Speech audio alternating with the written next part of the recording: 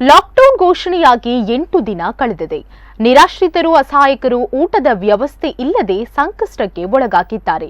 ಇಂಥವರಿಗೆ ಉಡುಪಿಯಲ್ಲಿ ಸಮಾಜ ಸೇವಕ ಅನ್ಸಾರ್ ಅಹಮದ್ ಅವರು ಊಟ ನೀಡುವ ಮಾನವೀಯತೆ ಮೆರೆದಿದ್ದಾರೆ.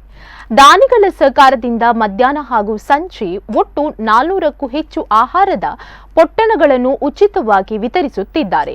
ಬಸ್ ನಿಲ್ದಾಣ, ಮೈದಾನ, ಮಾರುಕಟ್ಟೆ ಪ್ರದೇಶಗಳಲ್ಲಿ ಆಶ್ರಯ ಪಡೆದಿರುವ ಭಿಕ್ಷುಕರು, ನಿರ್ಗತಿಕರು, ಮಾನಸಿಕ ಅಸ್ವಸ್ಥರಿಗೆ ಹಾಗೂ ಕೆಲಸವಿಲ್ಲದೆ ಸಮಸ್ಯೆಯಲ್ಲಿ ಸಿಲುಕಿರುವ ಕೂಲಿ ಕಾರ್ಮಿಕರಿಗೆ ಲಾಕ್ಡೌನ್ ಮುಗಿಯುವ ತನಕವೂ ಉಚಿತ ಊಟದ ಪೊಟ್ಟಣಗಳನ್ನು ನೀಡುವ ಸಂಕಲ್ಪ ಮಾಡಿದ್ದಾರೆ.